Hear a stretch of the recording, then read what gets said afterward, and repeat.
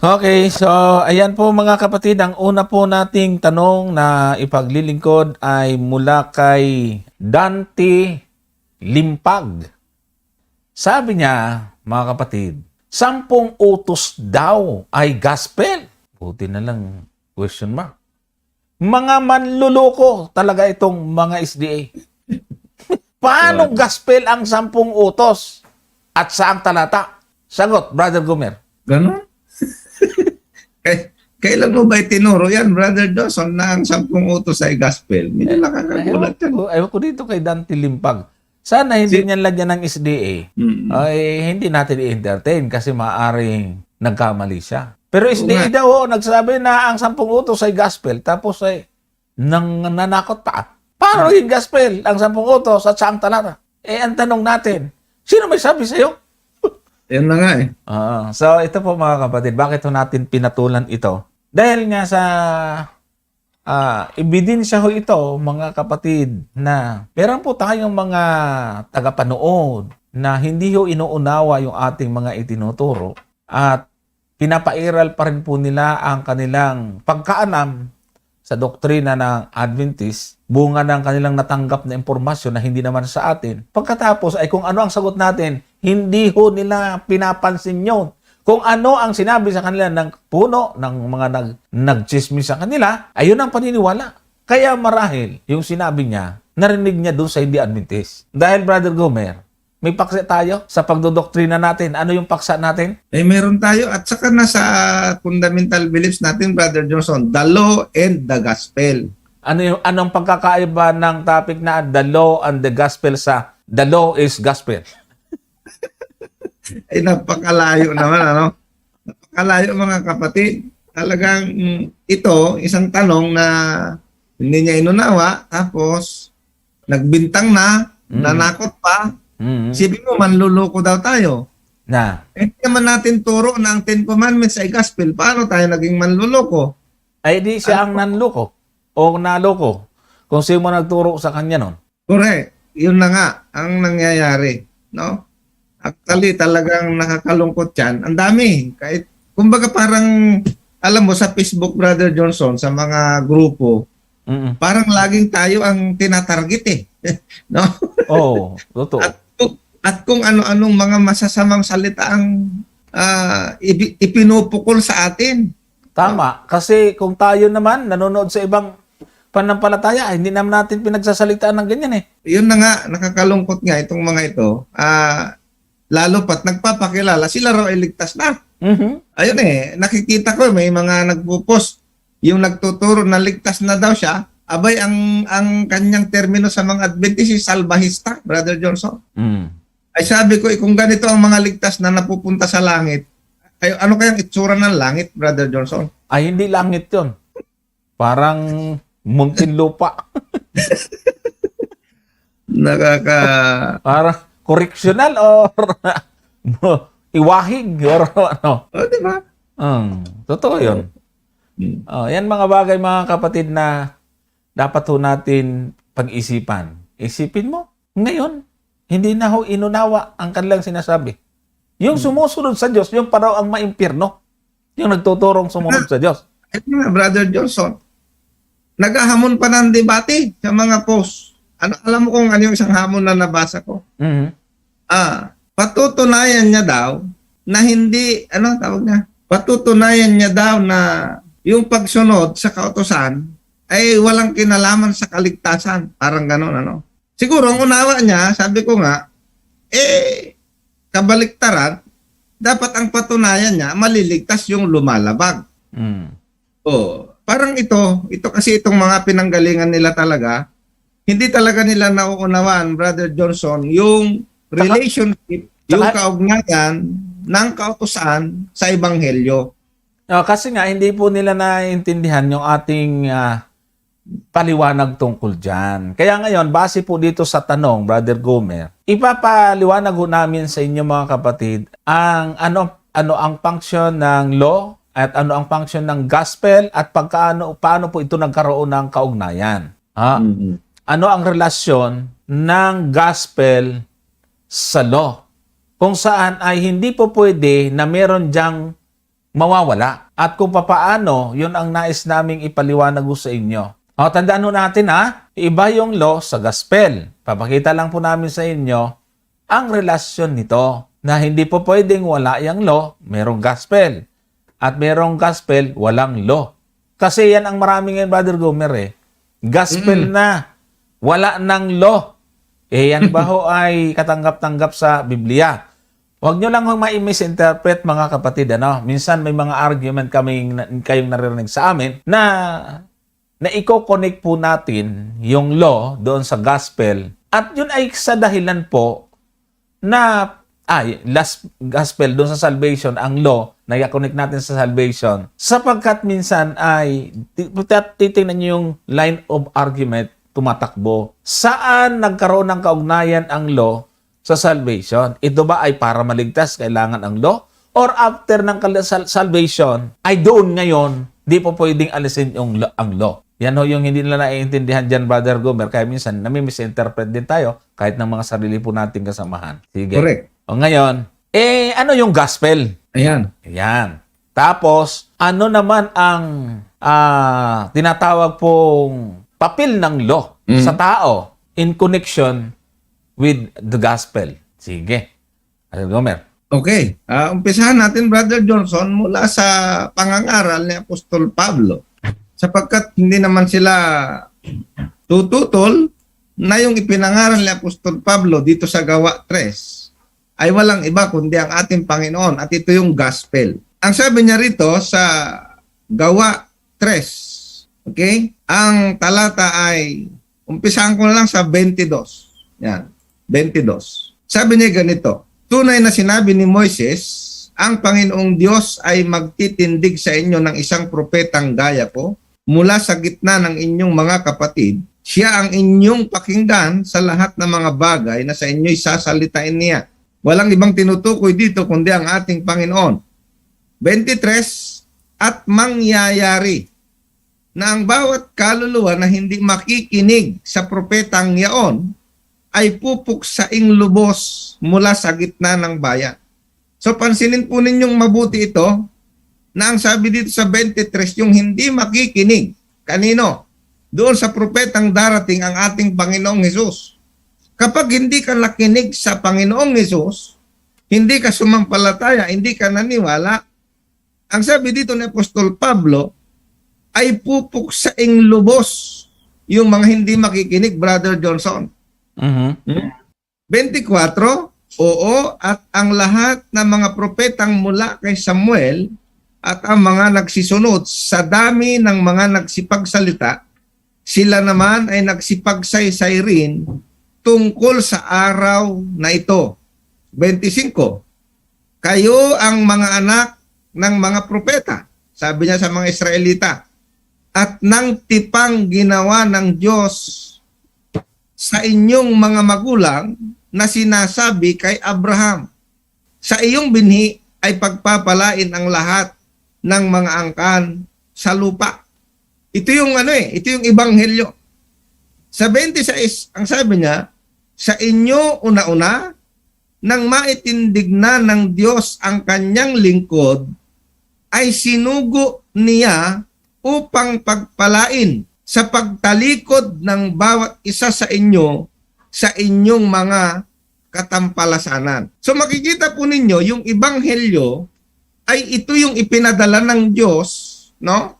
Ipinadala ng Diyos na pangpalubag loob sa mga kasalanan, no? Ang sabi niya doon sa Roma. Ngunit po, bago ko puntahan, Brother Johnson, yung Roma, nais kong basahin ulit itong Gawa 5. Ang talata naman ay 30 at 31. Ang sabi niya naman ay ganito. Si Apostol Pedro pa rin ang nagsasalita dito. Sabi niya, ibinangon ng Diyos ng ating mga magulang si Jesus, na siya ninyong pinatay na ibinitin sa isang punong kahoy. Siya ay pinadakila ng Diyos ng kanyang kanang kamay upang maging prinsipe. Pansinin po ninyo at tagapagligtas upang magbigay ng pagsisisi sa Israel at kapatawaran ng mga kasalanan. So maliwanag, Brother Johnson, na ang ebanghelyo ay ito yung mensahe ng Diyos, ibig sabihin ng pagbibigay ng kapatawaran sa mga tao at magbigay siya ng pagsisisi. Kaya nga, tama talaga na ang ating Panginoon ay siya yung naging pangpalubag loob sa mga kasalanan, Brother Johnson eh. No? Ito yung ebanghelyo na sinasabi sa banal na kasulatan. Ang sabi dito sa Roma 5, ang talata ay 6. Ang sabi niya dito ay ganito, sapagkat nang tayo'y mahihina pa ay namatay si Kristo sa kapanahunan dahil sa mga masama. Yan. So ito talaga yung sinasabi na ebanghelyo. At ang ebanghelyo, sabi dito sa Roma, ito yung kapangyarihan ng Diyos para iligtas ang mga tao, yung mga sumasampalataya. Roma 1:16. Ngayon, ano ngayon ang koneksyon nitong ebanghelyo, Brother Johnson, sa kautusan? Pansinin po ninyo, ang ebanghelyo ay ipinadala ng Diyos. Bakit? Kasi nagkasala ang tao. Yan. Di ba? Kasi kung hindi nagkasala ang tao, Brother Johnson, abay, hindi kailangan ng ebanghelyo. Hindi po kailangan sana ang ebanghelyo kung hindi nagkasala ang tao. Ay kaso lang, dahil nga nagkasala ang tao at ang kabayaran ng kasalanan ay kamatayan, kinailangan na ang ating Panginoon ay dumating. Ang sabi rito sa, basahin ko sa 3, ang talata ay 25. Roma 3:25. Ang sabi rito ganito, na siyang inilagay ng Diyos, si Kristo, na maging pangpalubag loob sa pamamagitan ng pananampalataya sa kanyang dugo upang maipakilala ang kanyang katwiran dahil sa hindi pagpansin sa mga kasalanan na nagawa ng nagdaang panahon sa pagpapahinuhod ng Diyos. Sa 26, sa pagpapakilala ay aking sinasabi ng aking katwiran sa panahong kasalukuyan upang siya'y maging ganap at tagaaring ganap sa mga may pananampalataya kay Kristo. So ito yung ebanghelyo, Brother Johnson. Dahil nagkasala ang tao, dumating ang ating Panginoon para tayo ay tubusin sa ating kasalanan. Ngayon, yung mga ayaw sa law, ang ginawa nila, Brother Johnson, sa halip na yung ginawa ng Panginoon ay para tubusin tayo sa kasalanan, abay, ang gusto nilang mangyari, nung dumating ang ating Panginoon, tinanggal niya na yung kautusan. Abay, kung tatanggalin din lang naman pala yung kautusan, Brother Johnson, bakit kailangan pa niyang mamatay? At saka, Diba? at saka malaking problema yon. Pagka nang dumating sila na wala ang kautusan, paano na lang itong mga susunod na mangyayari? Hindi nila alam ang hindi na nila alam ang kalagayan nila na kailangan nilang kaligtasan kasi nalaman nila yun dahil mayroong sinasabi ang kautusan. Sinasabi ng Correct. kautusan na nagkasala tayo, ang gagawin ng taong nagkasala, kailangan niyang tagapagligtas. Kung namatay si Kristo, wala nang kautusan, itong mga namumuhay ngayon at yung ipapanganak pa, hindi na nila kailangan tagapagligtas. Correct. Kasi, tinan nyo ha, yung tama, ang maganda yung sinasabi ni Brother Gumer Bakit may tagapagligtas? Di ba? Kasi may ililigtas. Sino yung ililigtas? Makasalanan. Bakit may makasalanan? Kasi may nalabag. Ano yung kanilang nalabag? Kautusan. So, kung alisin mo ang kautusan, di wala nang makasalanan. Dumating si Kristo, yung mga ipinanganak pagkatapos niya, wala nang kasalanan nyo kasi wala nang lalabagin. Tama. Dahil ang prinsipyo ng Biblia, ang kasalanan ay ang pagsalangsang sa kautusan. O di wala nang kasalanan itong mga susunod na ipapanganak. Wala nang kautusan wala nang lalabagin. Kung wala namang nalalaban ng kautusan, di wala nang makasalanan. O, di ba? Kung wala nang makasalanan, bakit pa kailangan tagapagligtas? Kaya napakahirap po, mga kapatid, na itong mga nagsasabing wala nang kautusan, ay naniniwala naman sila sa tagapagligtas at kailangan ng pangangaral. Ibig sabihin, mismo ang ginagawa ho nila ay tumututol sa kanilang doktrina. Kasi ipinapangaral si Kristo sa mga tao at ipinapakilala na kailangan ng tao ang tagapagligtas. Bakit? Sila'y makasalanan. Ba't sila makasalanan? Meron hong nalalabag na kautusan. So doon po sinasabi natin nagkakaroon ng function. Tuloy mo, Brother Gumer. Yan, kaya maliwanag yan, Brother Johnson, na dapat hindi po tayo ma-confuse na dahil meron ng gospel, ay sasabihin wala na ang kautusan. So pag tinanggal po ninyo yung kautusan, wala na pong silbi yung gospel. No? Wala na po siyang silbi kasi nga, ang gospel, ang purpose ng gospel ay para tubusin ka sa kasalanan eh. Napansin niyo po yan? Ngayon, kung wala na yung kautusan na lalabagin, saan ka patutubusin ni Kristo? Lalabas, kung nung namatay ang ating Panginoon, ay tinanggal niya na ang kautusan, hindi na effective yung kanyang, yung kanyang kamatayan. O, di ba? Hindi naman sila naniniwala dyan, Brother Johnson. Kasi nga, nagtuturo pa rin sila ng pagsisisi hanggang ngayon. Iyan nga yung purpose ng pagdating ng Panginoon. Sabi nga doon sa ating binasa kanina, upang maging prinsipe, ang sabi doon sa Gawa 5:31, ang sabi niya doon, upang maging prinsipe at tagapagligtas at upang magbigay ng pagsisisi sa Israel at kapatawaran ng mga kasalanan. Ano pa ang pagsisisihan mo? Ano pa ang magiging kasalanan mo kung wala na pala ang kautusan? Kaya mali pong gospel.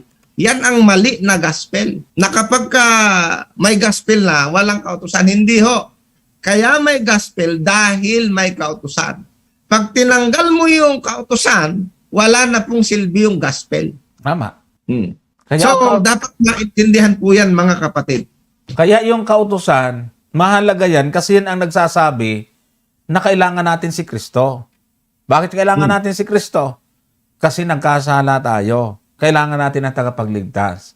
Kaya nakikita po natin na ang pangangailangan natin kay Kristo dahil po yun sa kautusan na nagsasabi na tayo po ay nagkasala. Kaya nga, Brother Johnson, tingnan nyo, basahin po natin itong 2 Korinto sa 5, umpisahan ko sa talatang 18. 2 Korinto 5:18, ang sabi niya rito ni Apostol Pablo ay ganito, datapat ang lahat ng mga bagay ay pawang sa Diyos na pinakipagkasundo tayo sa Kanya rin sa pamamagitan ni Kristo at ibinigay sa amin ang ministeryo ng pagkakasundo. Sa makatuwid bagay na ang Diyos sa talatang 19 kay Kristo ay pinakipagkasundo ang sanglibutan sa Kanya rin na hindi ibinibilang sa kanila ang kanilang mga kasalanan at ipinagkatiwala sa amin ang salita ng pagkakasundo. 20. Kami nga'y mga sugo sa pangalan ni Kristo, nawaring namamanhik ang Diyos sa pamamagitan namin, kayo'y pinamamanhikan namin sa pangalan ni Kristo na kayo'y makipagkasundo sa Diyos. Yaong hindi nakakilala ng kasalanan ay kanyang inaring may sala dahil sa atin upang tayo maging sa kanya'y katwiran ng Diyos. So, ang ating Panginoon, Brother Johnson, parang ganito yung illustration, halimbawa, naging kaaway mo ako, dahil ako'y mayroong ginawang masama, no? Ngayon, ang ginawa mo para magkasundo tayo, niregaluhan mo pa ako, Parang ang gusto mong mangyari, magbalik loob, kumbaga maayos yung relationship natin, kahit ako yung nagkasala, pero ikaw pa rin ang nagregalo. Ito yung ibig sabihin nito, nagkasala tayo sa Diyos, pero yung Diyos ang gumawa ng paraan para maayos yung relationship. Ngayon ang tanong, Brother Johnson, paano ba nasira yung relationship ng Diyos at ng tao? Paano nasira? Tingnan po natin, paano nasira? Sa Isaiah 55 at 59, ang talata ay 2. Ito po yung dahilan bakit nasira yung relasyon ng Diyos sa tao. Sa 59:2 ng Isaiah ay ganito, kundi pinapaghiwalay ng inyong mga kasamaan kayo at ang inyong Diyos. At ang inyong mga kasalanan ay siyang nagpakubli sa kanyang mukha sa inyo upang siya'y huwag makinig. So yung relationship pala, Brother Johnson, ng tao at ng Diyos ay nasira dahil sa kasalanan.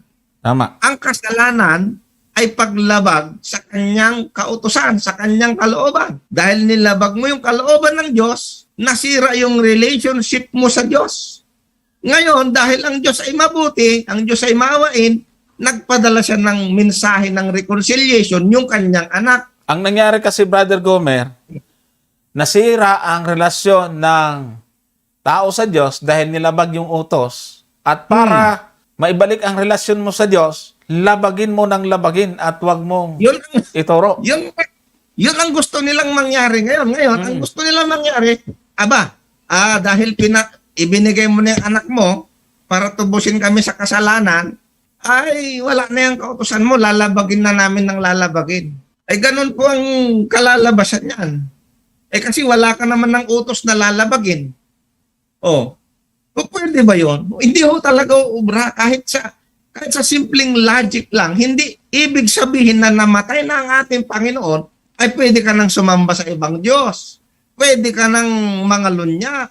Pwede ka nang banggitin ang pangalan sa walang kabulan ng pangalan ng Diyos. Pwede ka nang gumawa ng rebulto. At ang katwiran mo, gospel na. Pwede mo nang walang hiyain ang mga magulang mo. Pwede ka nang magsinungaling. Yun ba ang nagiging dulot ng gospel? Yung labagin lalo yung kautusan ng Diyos? Mali. Ipinadala ng Diyos yung kanyang anak para makipagkasundo ka. Ibig sabihin, kalilimutan niya na yung ginawa mo nung nakaraan. Kaya nga ang tawag doon, pagsisisi, magsisisi ka. Pag sinabing pagsisisi, kalimutan mo yung mga masamang gawain. Magbabalik loob ko sa Diyos, susunod ka na sa kanyang kalooban this time. Yun ang ibig sabihin ng pagsisisi. Parang sinasabi mo, Panginoon, patawarin mo ako, ako'y nagkamali. Hindi na ako ulit lalabag. Hindi ba ganun ang pagsisisi? Ang gusto nilang klase ng pagsisisi, Brother Johnson, ang namatay na yung anak mo, napatawad mo na ako sa kasalanan ko, pwede na akong magkasala ng magkasala. Ayan ba ang Ebanghelyo? Mali. Hindi po yan ang itinuturo ng Ebanghelyo. Ang itinuturo ng Ebanghelyo, Tito 2, ang talata ay 11. Pansinin po ninyo yung talata na yan. Ang sabi niya, Tito 2, ang talata ay 11. Sabi niya rito ni Apostol Pablo, sapagkat napakita ang biyaya ng Diyos. O yan po yung Ebanghelyo na may dalang kaligtasan sa lahat ng mga tao. So yung Ebanghelyo ay para sa lahat talaga ng tao. Unfortunately, Brother Johnson, pagamat ito ay para sa lahat ng tao, hindi nga lahat naniniwala Hindi nga lahat sumasampalataya. Ngayon, pag ikaw ay sumampalataya sa Ebanghelyo, ano ang ginagawa sa iyo nito? Sa talatang 12, pansinin po ninyo. Sabi niya rito, na nagtuturo sa atin. Yung biyaya ng Diyos mayroong itinuturo sa atin. Anong itinuturo? Labagin ang kautusan? No. Ang sabi niya, upang pagtanggi natin sa kalikuan at sa mga kahalayan ng sanlibutang ito, ay marapat mabuhay tayong may pagpipigil at matuwid at banal sa panahong kasalukuyan ng sanlibutang ito. Napakaliwanag, Brother Johnson.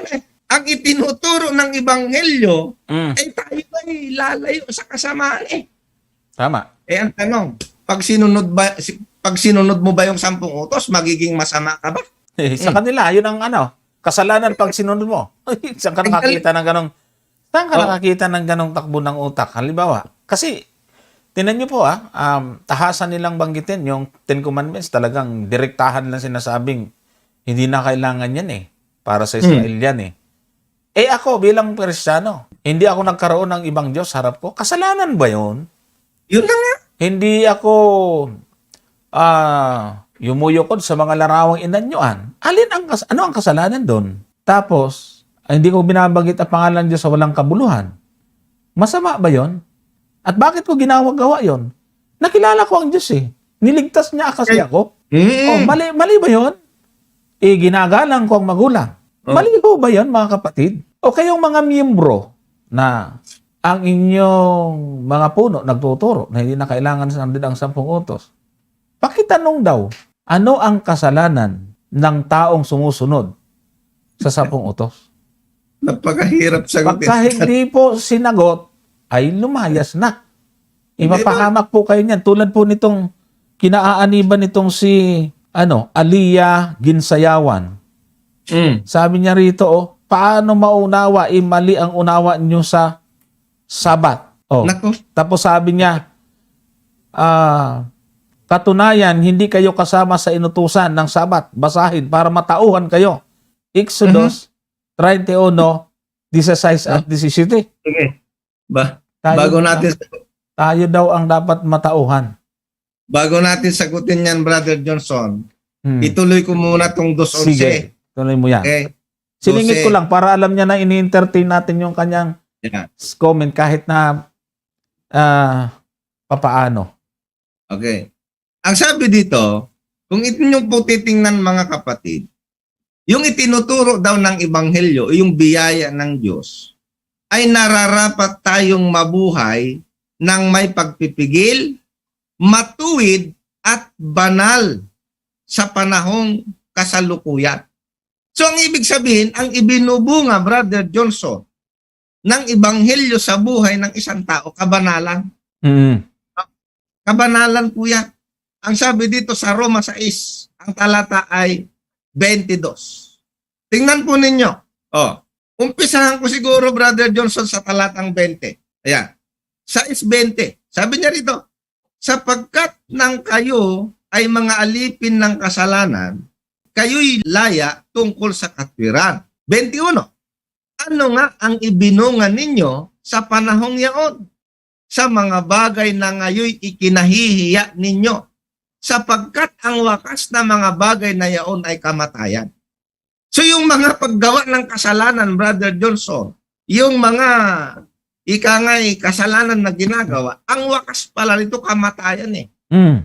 Kaya nga kailangan tubusin tayo rito eh. Ngayon, nung dumating ang ating Panginoon at tayo sumampalataya na, anong sabi sa 22? Sabi niya, datapwat ngayong mga laya na kayo sa kasalanan. Ang ibig sabihin, Brother Johnson, namatay na ang ating Panginoon, tinubos na tayo sa ating mga kasalanan, ay anong mangyayari? Sabi niya, ay naging mga alipin ng Diyos. Abay, pag sinabi mo, Brother Johnson, alipin ka ng Diyos, ay magiging masunurin ka sa Diyos. Oh? At ang sabi rito, kayo ay mayroong inyong bunga sa ikababanal. Yun? Tingnan mo? Kaya ang epekto ng Ebanghelyo ay magkakaroon tayo ng bunga ng ikababanal. Tapos ang sabi niya, at ang wakas ay ang buhay na walang hanggan. Yun ang purpose ng Diyos. Kaya nga siya nakipagkasundo, ibinigay niya yung kanyang bugtong na anak para tayo ay palayain sa kasalanan, mamunga tayo ng kabanalan. At ang sabi nito, ang wakas nitong purpose ng Diyos na ito ay buhay na walang hanggan. Napakaganda eh. Hindi itinuturo ng Ebanghelyo, ay anuhin mo na, labagin mo na. Kaya nga, Brother Johnson, sa Apokalipsis, maliwanag ito eh. Hanggang dito sa Apokalipsis, sa huling aklat ng Biblia, ay itinuturo itong Ebanghelyo. Anong epekto ng Ebanghelyo? Pareho ba ang pagtuturo ng banal na kasulatan sa epekto ng Ebanghelyo? Pansinin po ninyo. Sa Apokalipsis 14, ang talata ay 6. Tingnan po ninyo. Sabi niya rito, at nakita ko ang ibang anghel na lumilipad sa gitna ng langit na may mabuting balita na walang hanggan upang ibalita sa mga nananahan sa lupa at sa bawat bansa at angkan at wika at bayan. Ano itong mabuting balita na ito? Ito yung mabuting balita na ang Diyos ay gustong makipagkasundo sa atin sa pamamagitan ng kanyang anak. Ano ngayon ang magiging epekto? Talatang 7. Tingnan po ninyo. At sinasabi niya ng malakas na tinig, matakot kayo sa Diyos. Napakaliwanag eh. Ang epekto, ang panawagan ng Ebanghelyo, matakot ka sa Diyos. At ang pagkatakot sa Diyos ay mayroong kinalaman sa pagsunod sa kanyang mga kautusan. At sabi dito, magbigay kalwalhatian sa kanya. Brother Johnson, makakapagbigay ka ba ng kalwalhatian sa Diyos habang nilalabag mo yung kanyang mga utos? Nako. Masasabi mo ba na ikaw ay may takot sa Diyos habang tahasan mong nilalabag yung kanyang utos? Kalapastanganan yun. Sa ating mga magulang nga lang eh. Ang sabi niya rito, sapagkat dumating ang panahon ng kanyang paghatol. Tingnan po ninyo, pansinin ninyo. Nagpadala na ang Diyos ng message ng reconciliation. Ngayon, ito yung warning. Kapag itong message of reconciliation na ito ay hindi pinansin ng tao, kaya nga ang sabi niya rito, matakot kayo, magbigay kalwalatian. Bakit? Sapagkat dumating ang panahon ng kanyang paghatol at magsisamba kayo sa gumawa ng langit, ng lupa, ng dagat at ng mga bukal ng tubig. Ito na nga yung Sabat eh. Itinuturo tayo nitong ibanghelyo na bumalik sa pagsamba sa Diyos na manlalalang. Okay? At ang palatandaan ng Diyos na kanyang ibinigay na siya ay manlalalang, walang iba kundi yung Sabat. Na ang sabi niya, sapagkat sa 6 na araw ay nilalang ng Diyos ang langit at lupa at nagpahinga sa 7 araw kanyang binanal.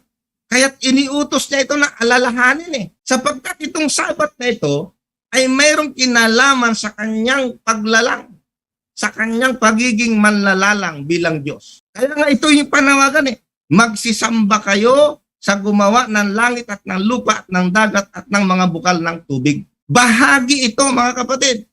Ibig sabihin, yung bunga ng ibanghelyo ay ito yung gustong mangyari ng Diyos na ikaw ay magbalik loob sa Kanya, sumunod sa Kanyang mga kalooban. Bakit?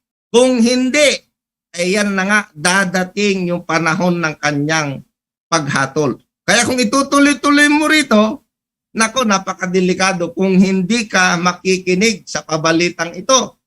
Ang sabi niya rito kaya nga pagdating sa 12, narito ang pagtsatsaga ng mga banal ng mga nagsisitupad ng utos ng Diyos at may pananampalataya kay Jesus. Ito yung mga tao, Brother Johnson, na sumunod dun sa ebanghelyo. Tumutupad sa kautusan ng Diyos, may pananampalataya kay Jesus. Yung ayaw dito, wag na kayong magkunwari na kayo ay sumusunod sa ebanghelyo, samantalang sinasabi ninyo, labagin na ang kautusan. Brother Johnson. Yeah, napaka liwanag ho mga kapatid.